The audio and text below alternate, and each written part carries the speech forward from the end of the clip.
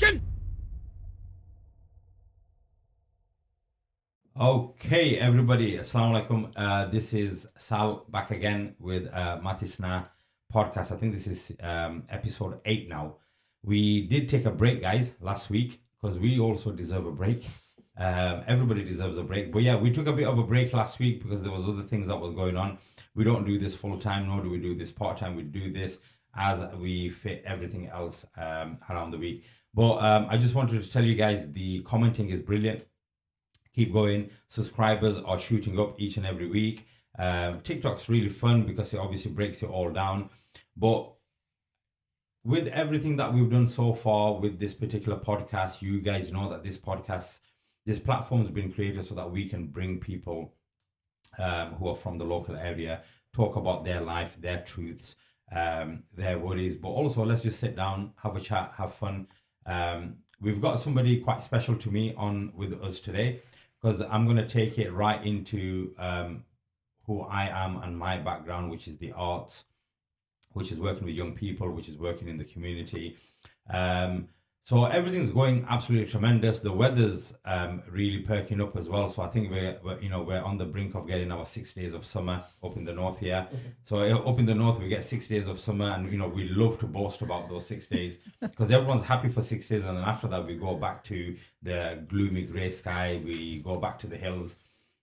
But everything's going absolutely fantastic. We've got some really, really amazing guests that are lined up. There's going to be a few different projects that we're going to be delivering going forward as well. But if you guys want to comment on our channel, we're on YouTube, we're on Instagram, we're on Facebook, we're on TikTok. Put your comments out there. I hope everyone's had a wonderful Eid. That was lovely. Everybody after Ramadan then going and celebrating Eid together, because we did this whole episode on the moon wars as to when are you going to do Eid and when am I going to do Eid, and we're doing it on different days.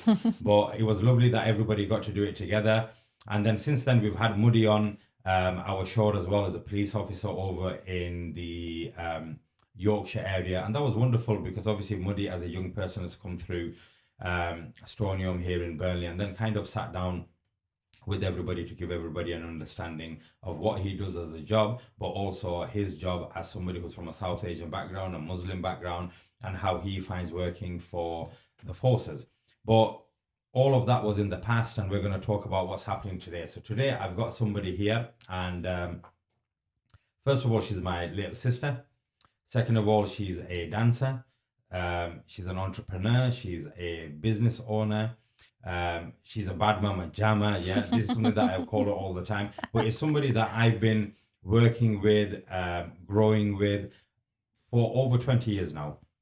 So we can go right the way back to our early 20s. We can go right the way back probably for Razia, even before she hit her 20s. We kind of met together, worked together with young people across the whole of East Lancashire.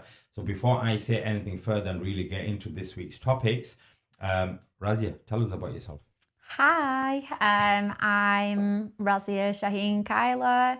I'm Pakistani. I'm 37, and I do a lot of different things. I would say the one thing that ties together everything that I do is I'm very passionate about making positive changes in the world. Working through like social issues is a big thing that I like to do. I say that's where my heart is.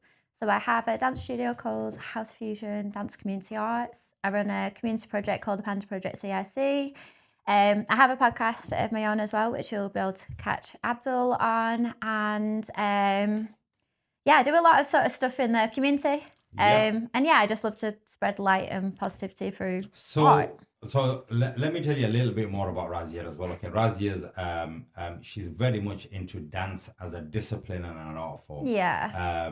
Razia, I remember this is going back over 20 years now, where we first started working together over in the Hindburn area, and it's again working in schools, working with young people, and using arts as a platform for young people to mobilize, to say what they wanted to say, to express themselves. Yeah. So myself and Razia, we kind of started working together on a project over in the Hindburn area where I brought in the element of music from a South Asian perspective, and then Razia brought in. It was a Bollywood sort of themes project. So we kind of reinvented a Bollywood.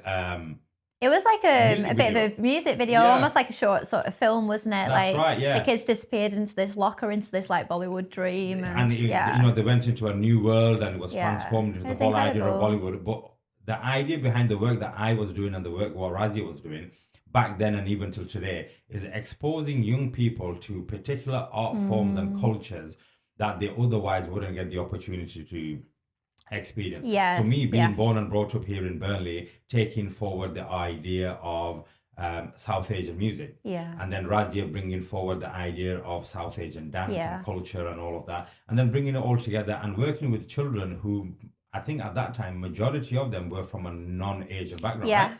Yeah. So I think that's where we kind of had our introduction and we started working together. But over the past 20 years, I've seen Razia develop into a fully fledged dancer, if you want to call it that, somebody who uses dance and movement to allow other people to express themselves, but in a positive way. Yeah. Working with young people, working with schools, working with, you know, the SEN community. Yeah. Because another thing that me and Razia share is that I've got autism within my family and it's part and parcel of my family. And Razia also has a member of her family that we kind of share that world as well. Do you get what I Yeah. mean? So we do on this particular episode want to talk about arts and autism and how that has a Yeah. big impact in our Yeah. life. But going and talking about our culture and our heritage as well, like I'm from a Bangladeshi background, Razia's from a Pakistani background, and we've kind of had to break through certain ceilings as well, right? So me working in the arts, especially in particular with music, I've had the standard, oh, why are you working in that sector for? Why are you doing this for? Is this Yeah. something that's okay with your religion and your culture? But one thing that me and Razia, and I think we share this as well, our roles isn't to make somebody into a rap star, pop star, superstar, Yeah. but it's for them to discover themselves, talk about or look into issues that they might be having, and how does art allow them to express that in the most positive kind of way.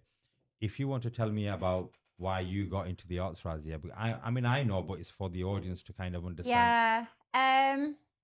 So many different reasons, I think, always brought me back to, in particular, the form of dance. I did also train in singing alongside dance. And for me, I think I was going through quite a lot in my upbringing. And for me, it became sort of like a safe space and a tool for me to express myself Yeah. in more sort of positive, healthy way. I think there's definitely, I could have taken other options and avenues to actually express Because you've got a that. teaching background as Yeah. well, right? Yeah, so I ended up doing some supply teaching alongside of my career. Yeah, and that really helped with that. But ultimately, for me, like dance was just like a form of expression that I really loved, and I was able to feel a lot of emotions through. And when I started my company, it was something that I really wanted to provide for other people because it helped me so much. So, I really wanted that to help other people. so as a young Pakistani girl born and brought up here in East Lancashire, you setting up your own dance company. How old were you then when you set up your first? So I was 18 when I actually had started the dance company. Okay. Yeah. And when did you actually formalize the fact that not that you've set up a dance company, but when did you realize I'm the owner of a dance company? When did I realise I'm the owner of a dance company? It really started off by accident. I was doing my degree at university, and we'd been given a very long summer break, and I really didn't want to not dance. I'd just got done my degree. I was feeling very passionate about it. I wanted to keep evolving and learning. And so I literally got a couple of friends together and we were just in the studio jamming. And your education is in dance as well, right? Yeah, so I was doing, I have four A levels. So I took one in combined English, and then I have drama and theatre studies, performance studies, and dance. So they're the A levels that I took, and I did drama at school as well. So it was always sort of heading towards the arts from sort of the age of 10. So do you know like how you've asked me out, because I was on Razia's podcast as well. Razia's got a podcast. You can see the banner behind us as well, guys. It's called Soul Talk.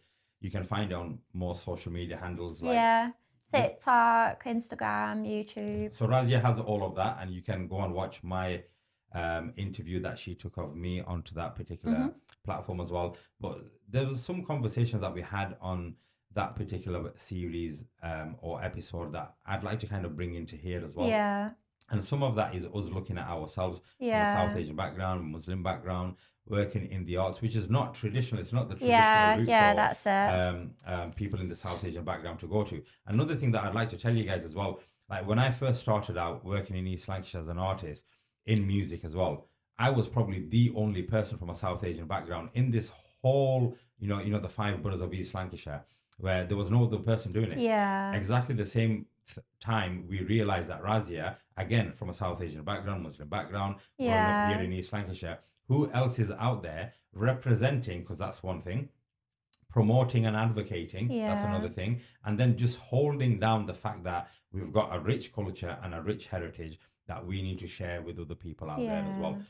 Going through those particular topics, and I mean, I don't want to call them issues. What challenges have you faced to bring you as a person and you as an art Mm, form to the point now where Razia just celebrated her 18th anniversary running her yeah. own Now company? going into our 19th, actually, in a 19th, few yeah, months. in a few months. Yeah. So tell me about some of the challenges that you face, Um, whether it's from your community or from yeah, people from outside. What are some of the challenges that you face as a young South Asian woman here in East Lancashire when yeah. it came to you promoting the House of Fusion? I think it was always a bit of it became a bit of a taboo subject quite early. I think that I even wanted to choose dance as a career. I think it came as a shock to many. I was a very like shy child and I didn't think like I think it was a bit of a shock that I wanted to do something that was very like I suppose like exposing in a little bit of a way because Okay. there's a lot of time where you're going to be at the forefront of things, whether that's video projects or in a studio room, and you're leading. Um, I would say that was a big challenge, just sort of expressing how serious I was Mm. about taking this as a career. And I would say just along the way, being Pakistani, it served me in two ways. I would say it's mainly served me in a positive way. Yeah. And then there's been elements here and there where it served me in a negative way. I think in a positive way, it helped me stand out. Okay. There aren't a lot of female Pakistani dancers, and so I became a big fish in a small pond, in Okay. which case I was never out of work. Wow. From starting at the age of 18, in terms of like teaching in different settings, I started in the youth zone, I then built up to a second youth zone. I did that a lot in different areas, working in schools, working in other dance schools, delivering workshops. Like, I have to say, from the age of 18 to this point now, I've never actually once been out of Ah, work. that's amazing. And that really served me really well in both being female, being Pakistani, Mm. and being in an industry that you wouldn't really find Well, someone this like is me one of the in. things that we were Yeah. having a conversation about on your podcast, where Yeah. we were talking about this idea of feast or famine. When Yeah. you're a freelance artist and you're going out there searching for work, searching Yeah. for projects, Yeah. there's times where there's so much work Yeah. and you think, oh my God, I'm doing tremendously well here. And then there's periods where there's like, oh my God, how am I going to actually pay the bills Yeah. this month? So for you to turn around and take your upbringing, your background, your culture, Yeah. and your heritage, and say, look, that's actually made me quite unique in this Yeah. field. Yeah. For you to go out and do that. Another thing that you guys don't know, and I'm going to let you in, I'm going to ask this question and then I'll tell you why I'm asking this question.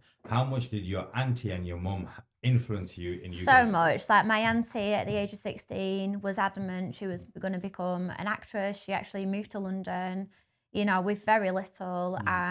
And for anyone who's ever watched The Thin Blue Line, like my I auntie, was just going to Mina say, Ramwa, yeah, did I just let I me ruined the let me punchline? introduce you. Yeah. So if any of you out there have ever watched The Thin Blue Line, Yeah. it's Ron Atkinson, yeah, Mr. Bean. He was a police officer in there. Yeah. Well, the agent Inspector Yeah. Habib, Hippie. yeah, Yeah. in the whole series, that's Razia's auntie. Yeah, so this is my mum's sister, and my mum is also, well, she's an English teacher first and foremost, and then she did a lot of community work around that as well. Mm. Very similar to what I do now. I would say I've very much followed in Yeah. both my auntie and my mum's footsteps sort of Yeah. together.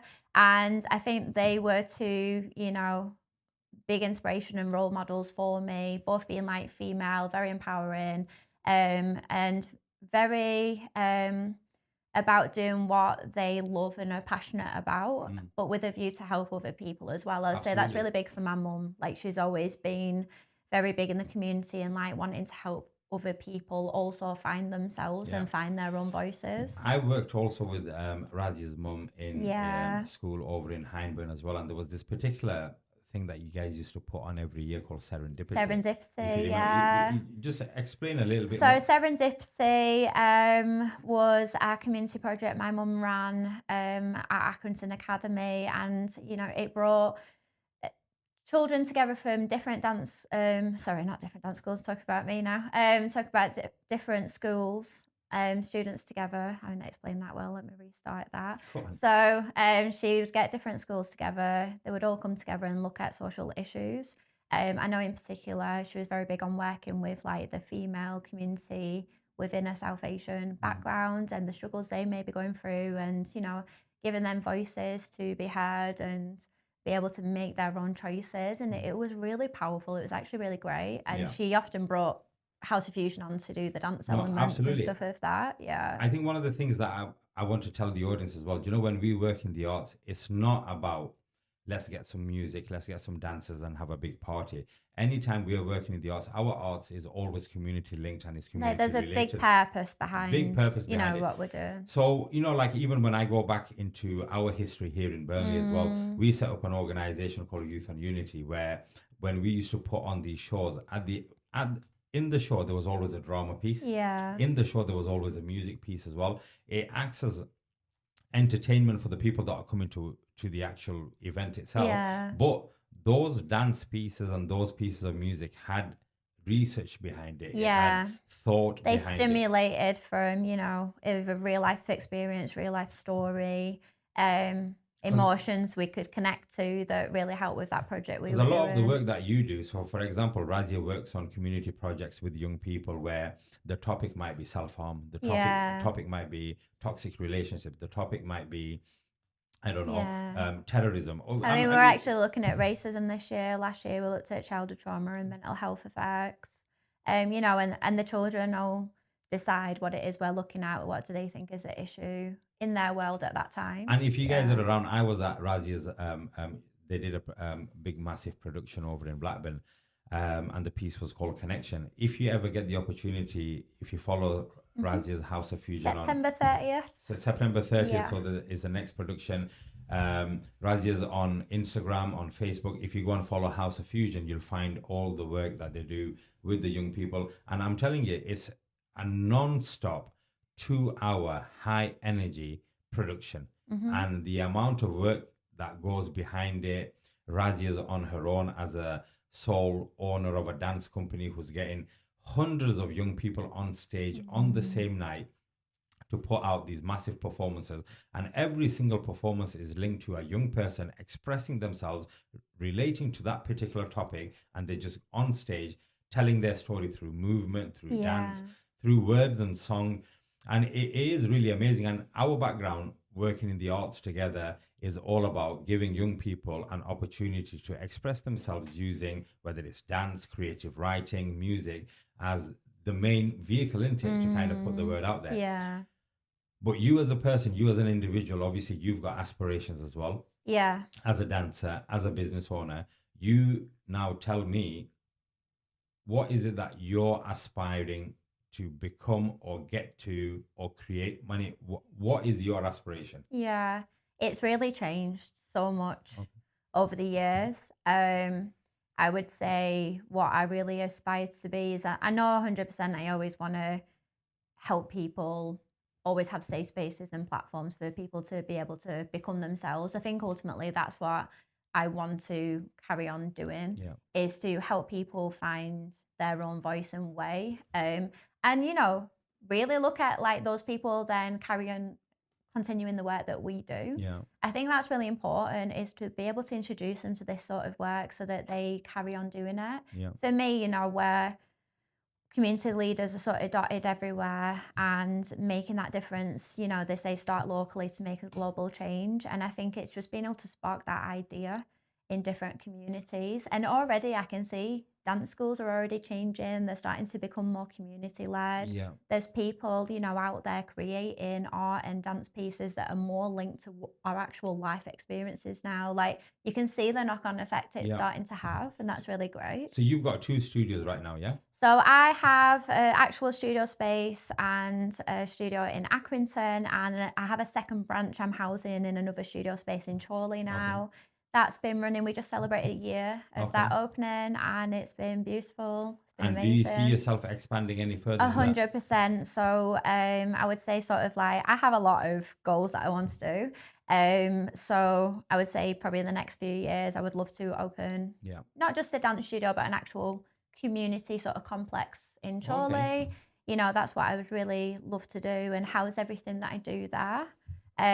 Run the Panda project in Chorley as well. And Excellent. sort of have those two communities work alongside each So, other. okay, I know Razia been you traveling around the world, Yeah, I used to creating travel a different, lot. Yeah. creating different projects as well.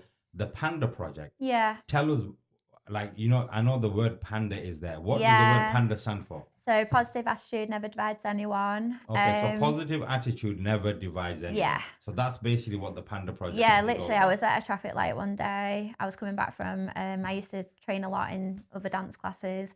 And I literally was on the way home and I was like, oh my God, positive attitude never divides anyone. And I was like, I need to write that down quickly. And then we did have like a team of people at the time, you know, who helped build the Panda project. And I was like, guys, what do you think? And they were like, oh my God, like that's Because the mission, that's because the statement. Yeah. The Panda project It's actually came. developed in I Germany. was just going to say Yeah. it was you came up with the idea in a different country, but then brought it back home, right? That's right. So basically, I got sent to represent dance from the UK along with other artists.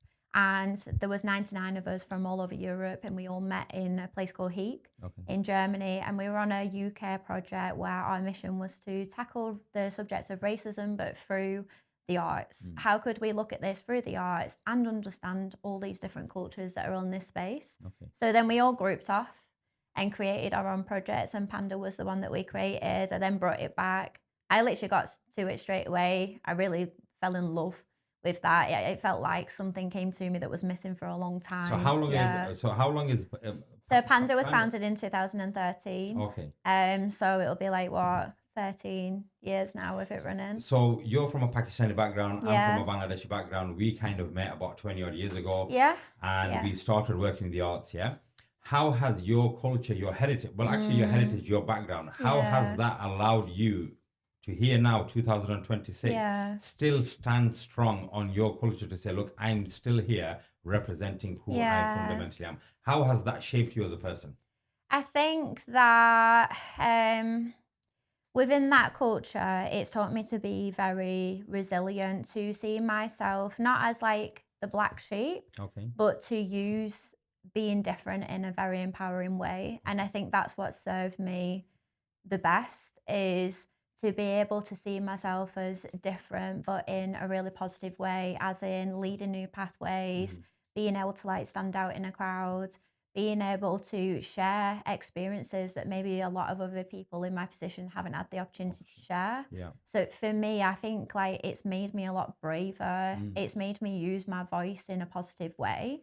And yeah, that's just given me a lot less fear in what I do now, knowing Brilliant. that I'm making positive changes and trying to better the world around me. While representing your culture, your heritage, being the person that you Yeah. are. Because I think, like, look, what you've said is really important. And the listeners out there will also understand as well that there's not many people from your kind of background No, in that not at particular all. sector. So Yeah. you kind of had to hold the fort on your own. I feel like I like owed it to my ancestors to actually like push forward now, break chains, do things that, you know, people back in my family haven't had the opportunity to do. And I think now going forward, the future generations will have a lot more opportunity. And that's coming from you because look, Yeah. one of the conversations that me and Razia have all the time as well is that when young people come and become participants Yeah. or they engage in the activities that we put on there, we quickly build a connection with them, whether it's like a role model, Yeah. whether it's an older brother, even to the point where I've had young people come into my workshops and they're like, "Oh, uncle, how do you?" I'm like, "Look, Yeah. you don't have to call me uncle." Yeah. So we build this connection. So when we kind of let young people go into the big wide world, we're also trying to kind of prepare them to say, "Oh, you can combat this like this, you can tackle this like that." This idea of improvising. Like, look, if you go into Ireland, it's quite interesting. In Ireland, it's compulsory for young people to study music. And people think, oh, right, why is it compulsory for them to study music? And it's got nothing to do with them becoming musicians. Yeah. It's more to do with through music you can learn about That's expression. it. Through The other the skills. other skills, Yeah. you learn improvisation quite Yeah. quickly. You learn how to regulate your emotions in a Yeah. particular way. So when I think the we same definitely with dance. Yeah. yeah, so like when you, I know you've told me many times as well, oh, I need to get into the studio, or have you got a session? No, no, I don't have a session, but I need to get into the studio. Yeah. It's like me Yeah. saying, oh, I haven't sat down with my instrument and done like a practice session. Yeah, but who are Mm. you teaching? No, I'm not teaching anybody. It's I for just me. need to do that for me because that's how Exactly. it started in the first place. Yeah. Yeah. So for us to kind of look at it as a discipline, because look, this is one thing that we see with the arts as well. And I think it's really, it'll be important that we address it in this way. The arts is definitely one of the very few genres where you can go and create something and nobody has to like it or love it. Mm. It's about you telling your story. Now you can Yeah. sit there because I know you're into poetry as well and you do a lot of writing.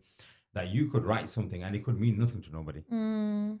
until it strikes with that one person, and then it Yeah. means absolutely everything. I would say, going back to that question where you said, like, has there been struggles and stuff? That was one thing I've really had to work through in the last like 10 years is being able to put art out there and it not necessarily be liked by everyone. Like Yeah. knowing that you're not for everyone and that that's okay. Yeah. And that, the people that need to see and hear and, watch that art, those are the people it was, put out there Yeah. for.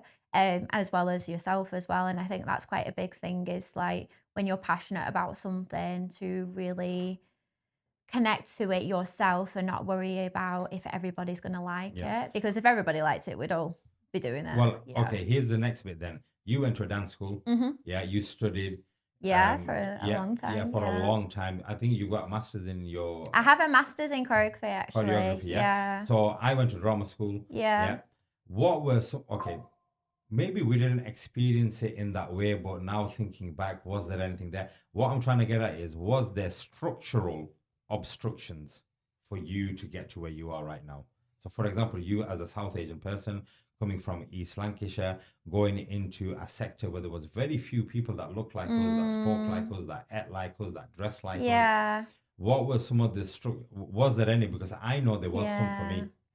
Tell me about yours and let Okay, me see if I relate. so when I was studying, there was Mm. this one particular time, and there was a friend of mine who also studied with me from the same background, and obviously you got to present your pieces, don't you? At the Yeah. end of whichever topic or element of your course, you got to. And then there was this one time where there was another student who turned around and said, "Oh, another South Asian piece," and we really felt deflated by that Right. because they said it in a way where it was like, "Oh, here we go." Mm. It was almost like, "Oh, here," and I thought to Yeah. myself, you know what?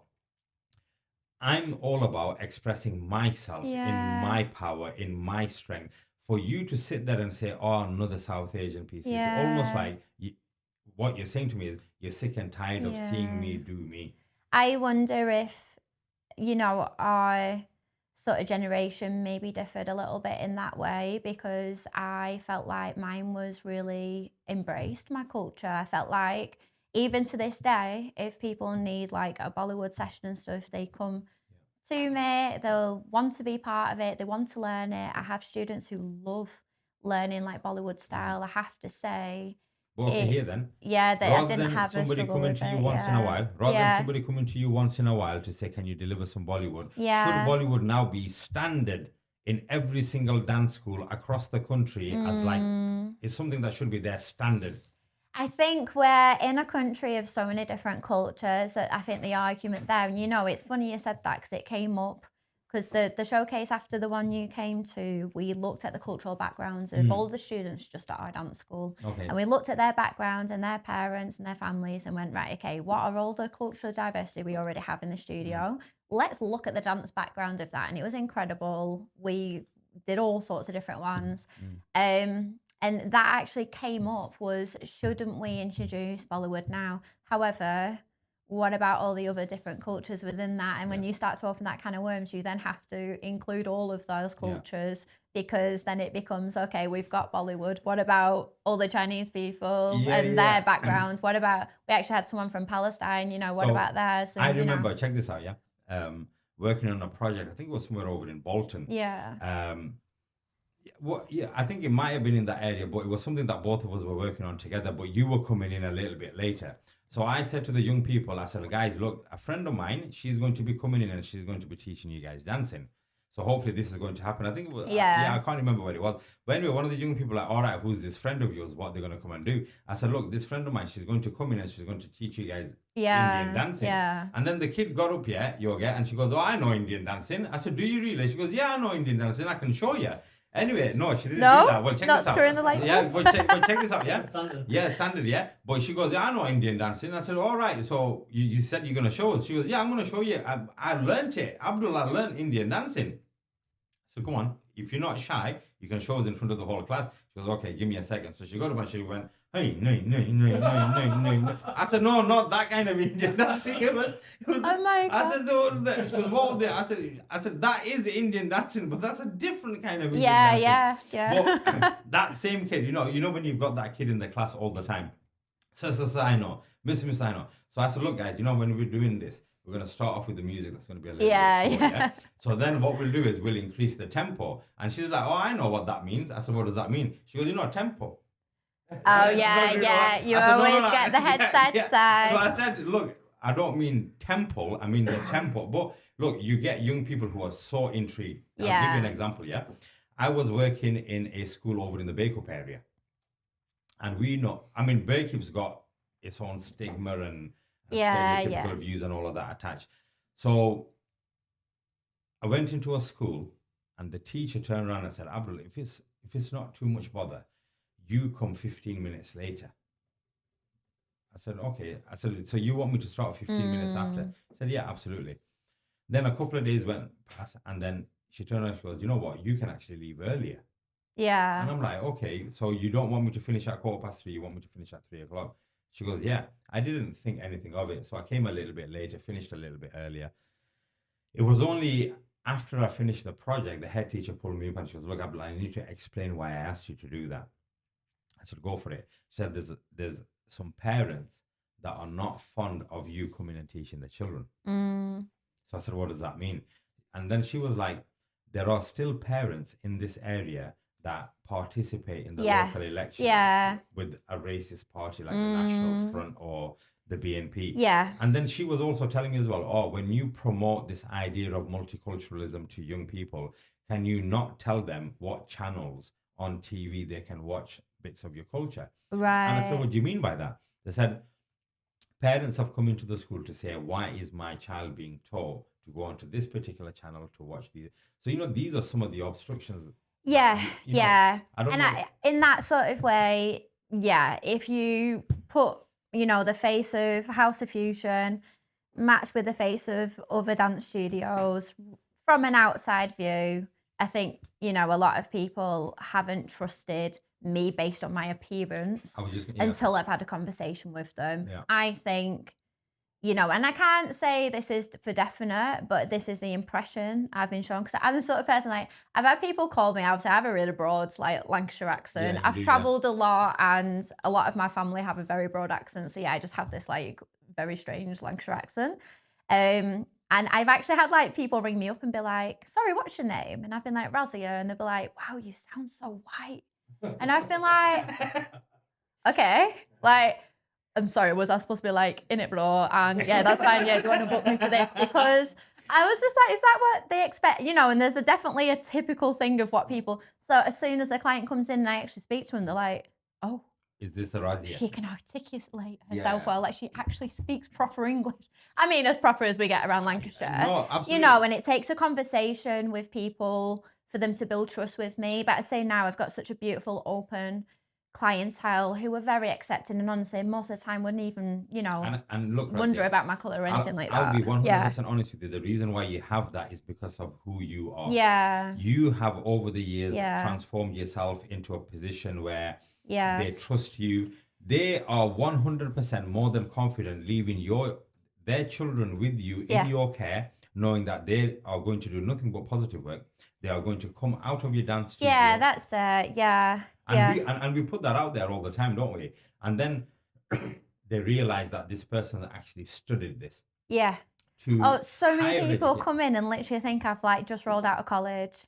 I've had that from a few clients before where they've just been like, "Oh, sorry, we thought you were a college student," or they've come in the room and because I'm the same height as most of my students, if not shorter, they've not been able to And not like only that, I find think a lot me. of the times people would think, oh yeah, Razia just decided she wanted a dance studio because Yeah. she enjoys dance and created Yeah. it. What they don't realize is I've gone and like my background, my educational background is in Yeah. theatre. Yeah. My educational background is music in theatre. So I have two degrees, one in theatre, one in music in theatre. Yeah. You have a degree in dance and you've got you've got a master's in choreography. So Yeah. you've literally gone and studied it to the highest level that you can. That's it. Yeah. And now people realize, oh, this person wasn't joking about this. That's it. And I feel You, like we now attract into the studio multi-diverse people. Like yeah, we have people from all different backgrounds, African, Palestine. We've even got like a Palestinian student, which is amazing.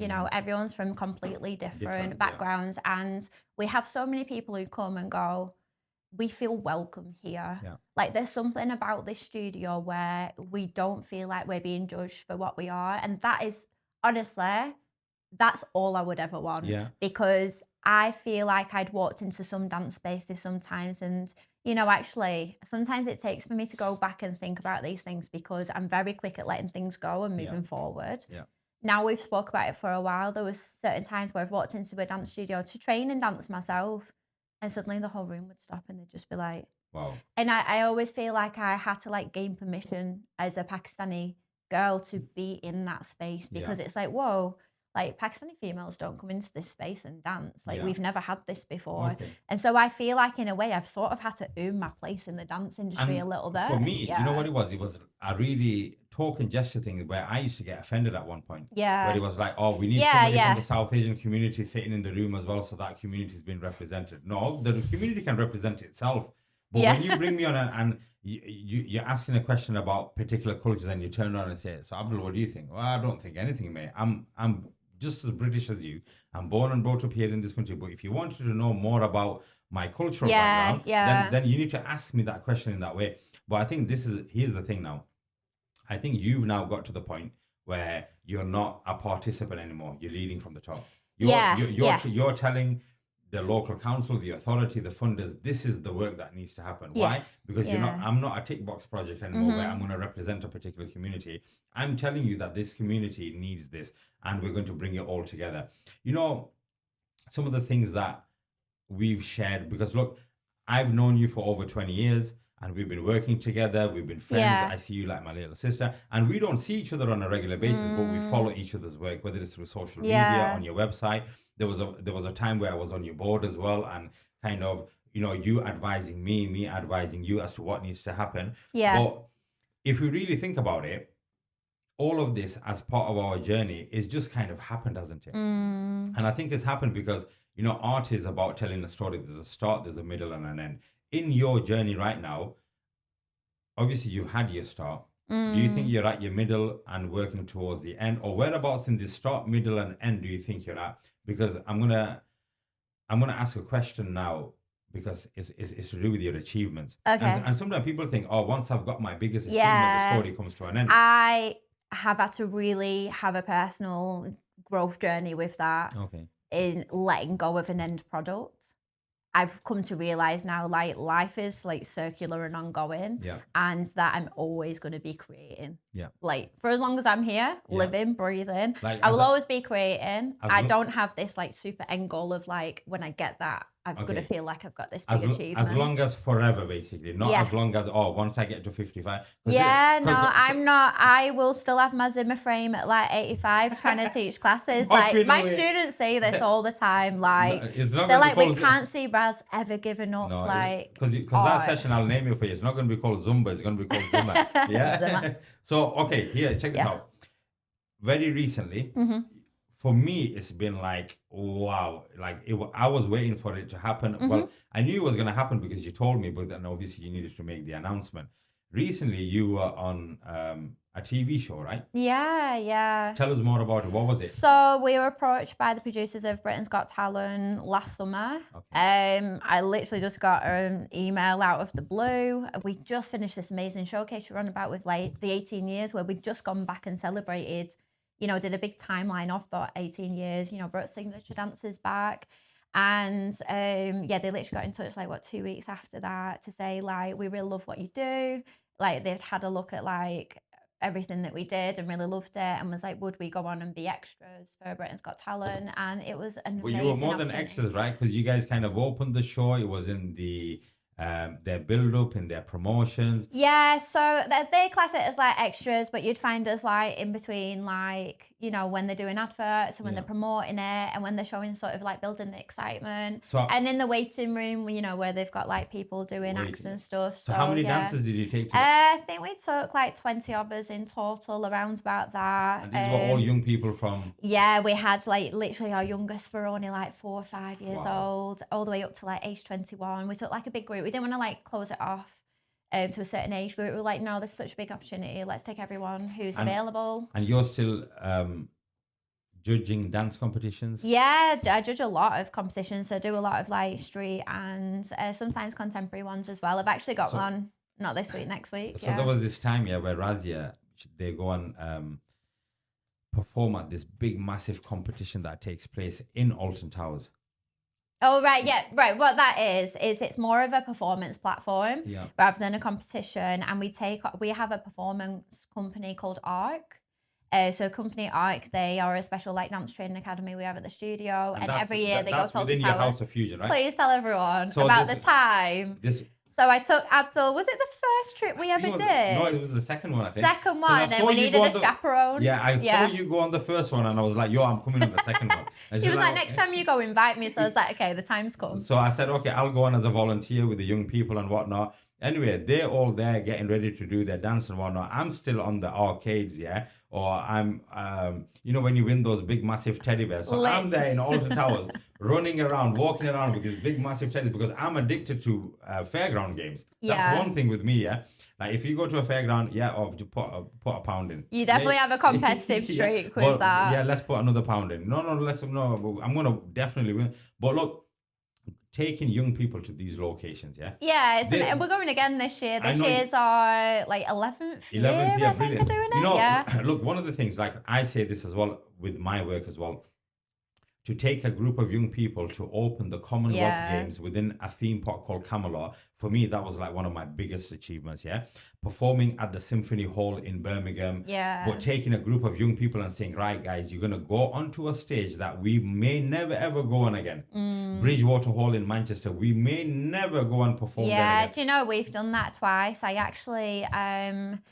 you know, and this is one of my favorite points in my career was there was a singer from Pakistan called Atif Aslam. I don't know if you guys know him or not.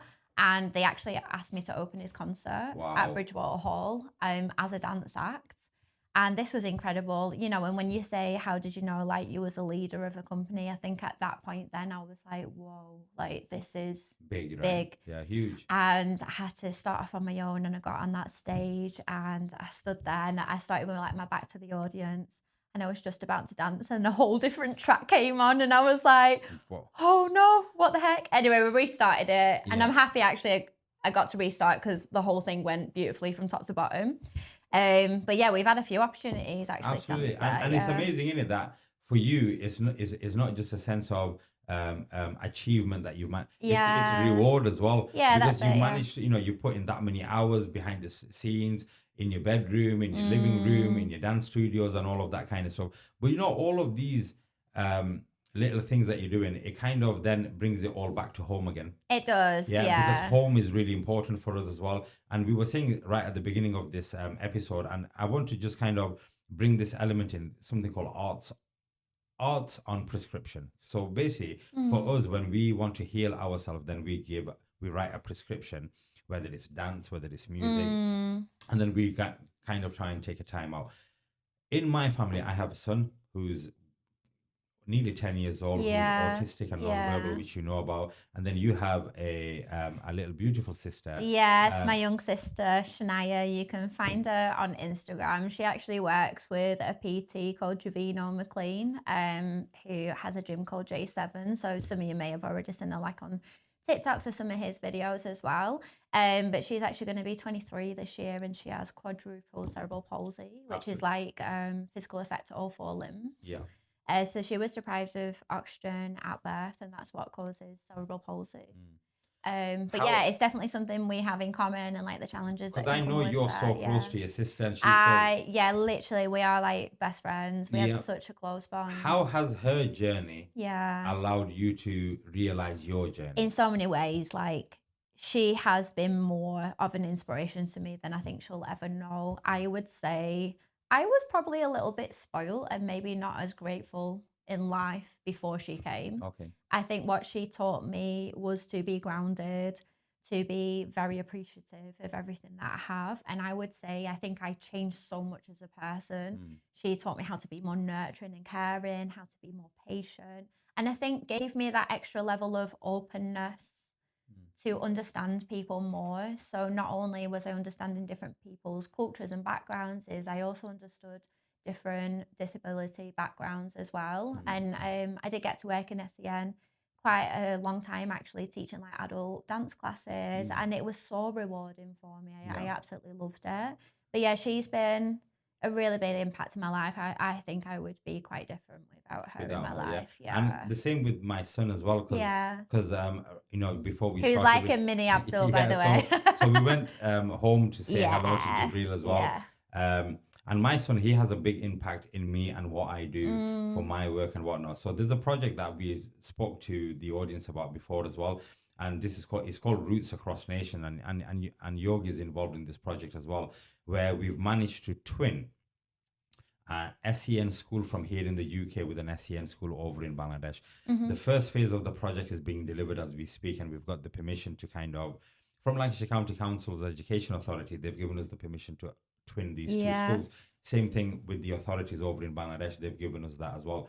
So this year, we're actually going to be taking the teachers over to make a formal ceremony to say that the twinning has happened. But next year, the plan is, because the school over there is an arts and autism school, we're going to be taking artists over to Bangladesh so that they can work with Yeah.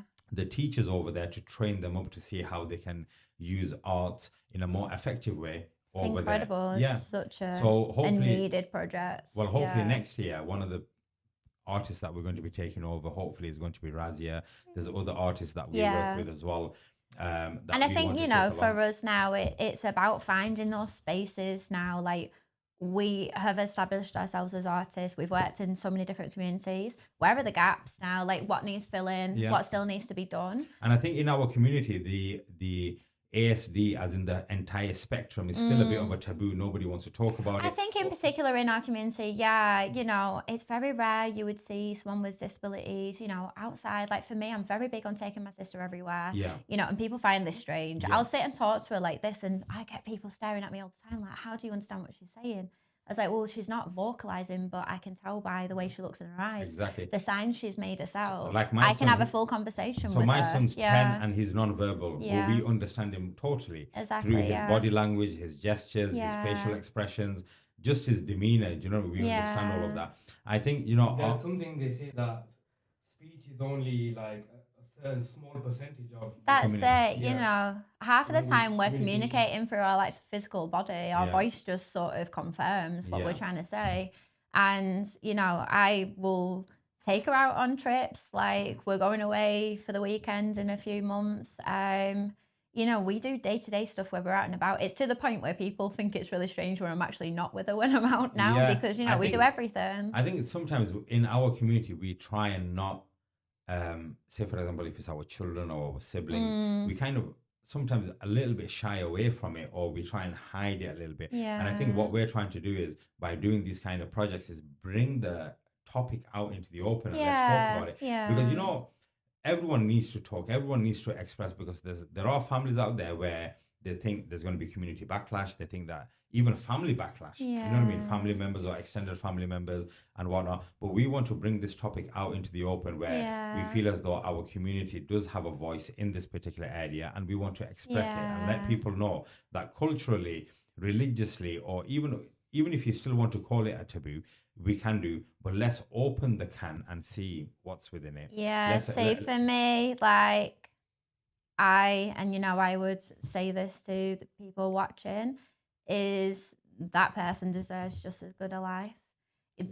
Having a disability should not be taken away. Yeah. Every, Well, sight of normality one is really thing- important. That person gets to also see the world and, you know, get to explore. Otherwise, what's the point of them being here and being hid away all One the of the time? things you that know? was said to me was, Abdul, you're saying that your son's got a disability, Yeah. right? But this is the way that the doctor explained it. Because look, it's not a disability; it's a different kind of ability. So they will live a full life. Yeah. They will do everything that everybody else. Because look, your son, you want to take him bungee jumping, take him bungee Yeah. jumping. Nothing wrong And with you it. know, we totally get it. Like, there's going to be difficulties and stuff. Sometimes when we're trying to maneuver Shania into, you know, different spaces and stuff, it can be quite like, can give you a bit of anxiety. You do think like, oh, how are we actually going to like physically get to this space and stuff?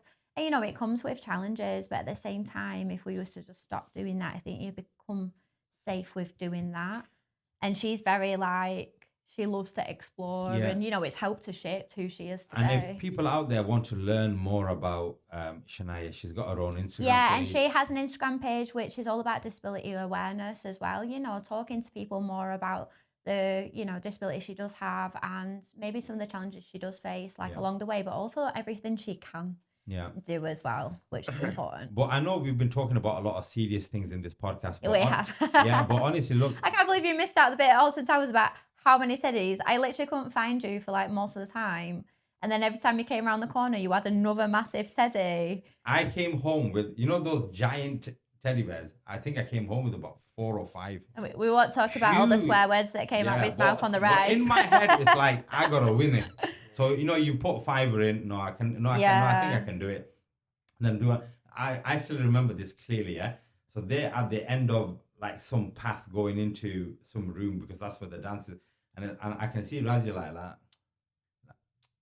Doing and she's doing that to me, and I'm supposed to be looking after these people, yeah. So she's doing that to me, and then all of a sudden I said, "1 minute, I'm coming," because I'm thinking in my head, "I'm gonna win it. I'm gonna win it." But what I think was a big, massive red angry bird. You know those Angry Bird cartoons? Yeah, we generally didn't think you was actually going to win one as well. I swear to God, I was walking around with 4 or 5 of them. But honestly, look, we have a lot of fun, and I think one of the things that we always say to people is, guys, find a job that you enjoy and you'll never work a day in your life. And we say that to each other all the time, that you keep doing what you're doing. But there's been times where Razia said to me, "Oh, I want to pack it in." And there's sometimes, like even today, I've said to Razia as well, you know, the world's too loud for me right now. I just want some alone time and I want to do my own thing. You know, but beyond all of that, we always come back to the arts. We always come back to... That's it. Rest, reset, get back to it. And there's going to be times where even we're going to fall off the wagon and, you know, young people might be difficult or the community might be doing something that we're not really too happy about. But one thing I know for sure, over the past 20 odd years, whenever I've needed Razia, she's always been there. And I've tried to be there for her mum. Because her mum, I don't call her by name. Her mum, I call her mum as well because... right from day.1, the way we were introduced, the way we kind of got on, the way we introduced ourselves to each other's family. There's a lot of respect. The family was always there. The family element was always there. And this is the thing. Artists always need another family member so that they can relate their art to as well. So today's episode, guys, I know we're coming to the end of it and there's so much more that we can talk about as well.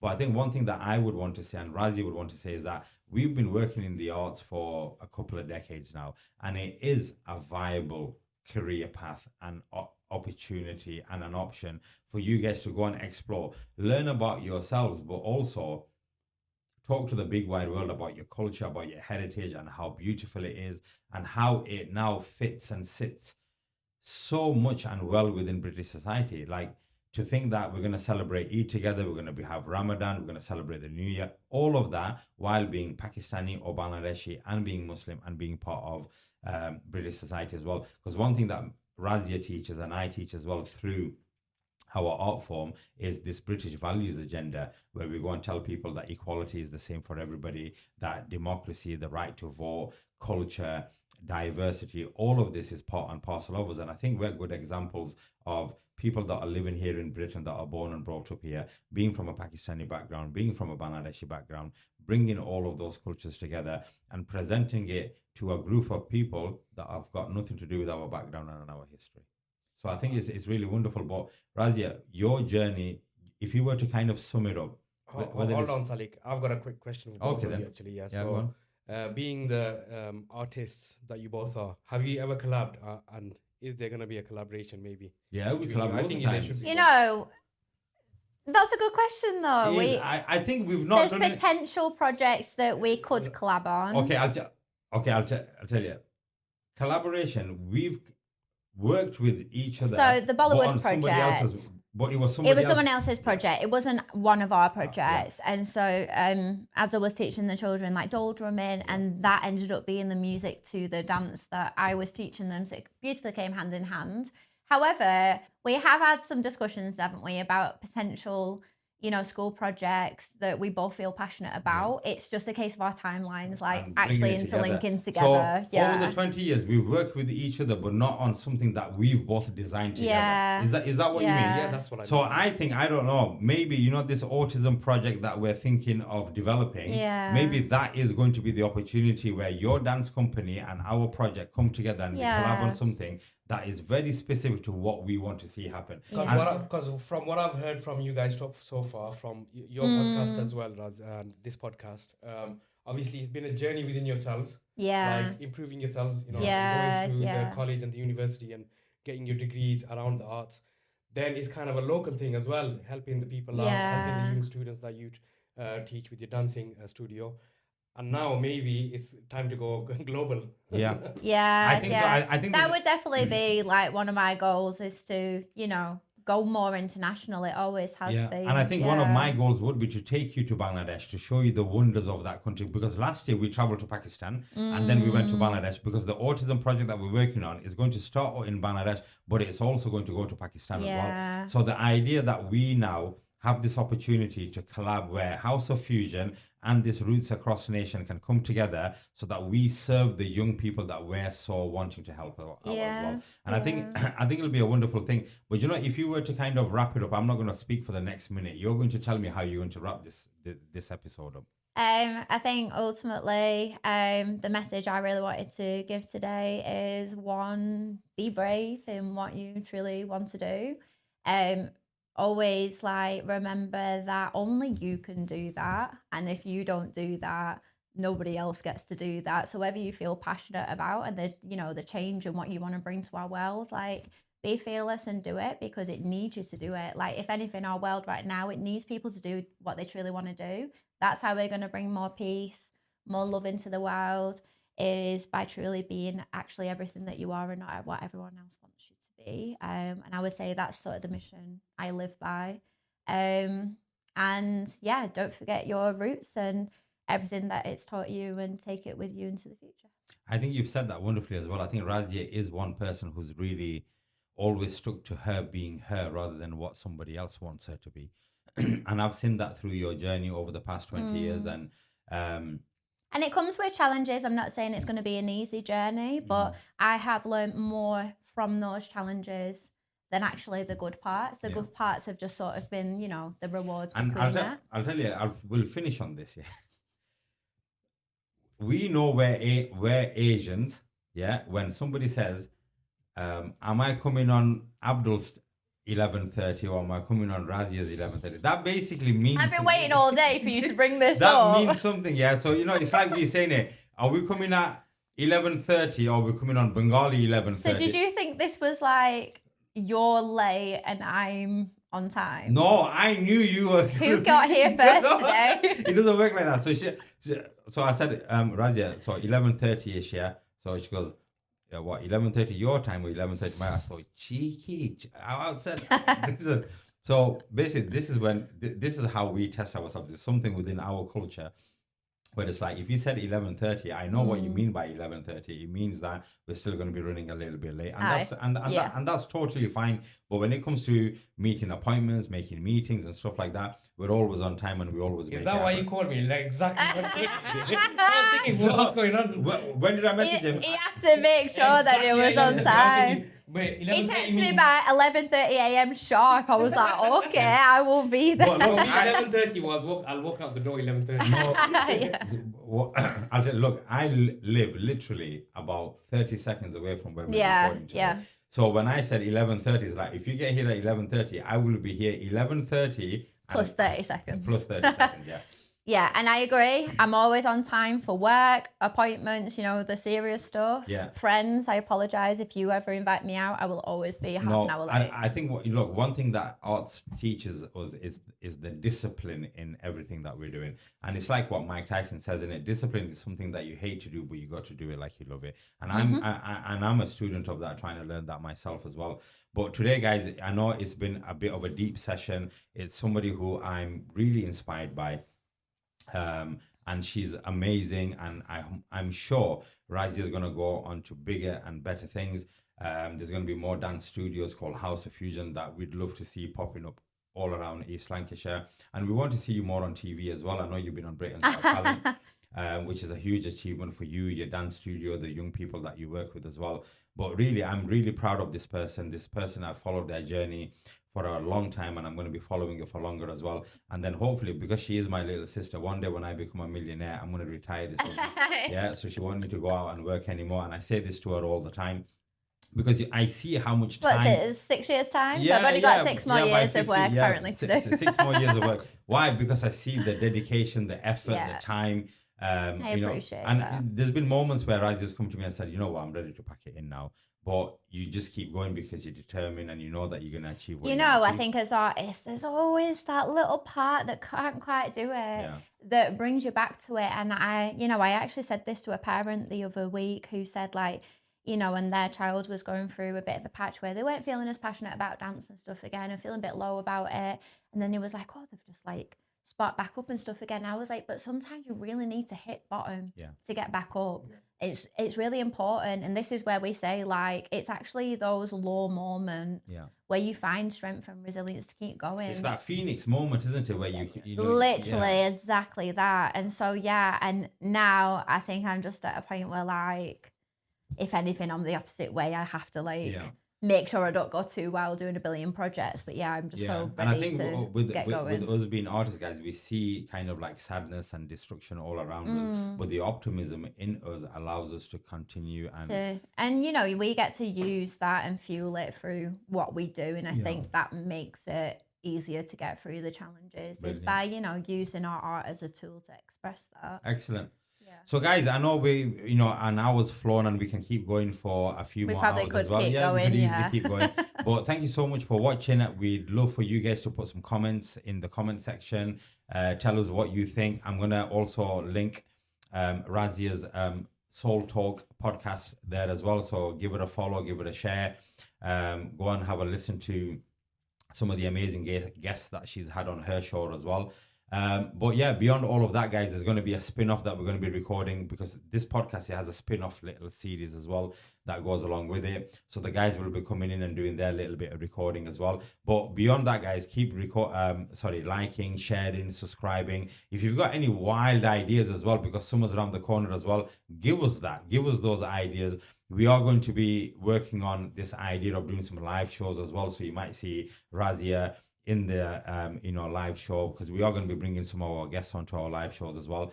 But beyond all of that, I hope you guys are safe, having a good Easter break, which is much needed for everybody. And then from next week, everyone's back to school again. Everyone's back to the normal routine. But until then, guys, we will see you soon. Remember, our YouTube channel is getting very, very close to that 500 subscribers, which we've done on less than a month. So please, guys, keep going and sharing, subscribing with your families, have a discussion with your families as well. But I will see you on episode 9, hopefully. But until then, look after yourselves. See you later, guys.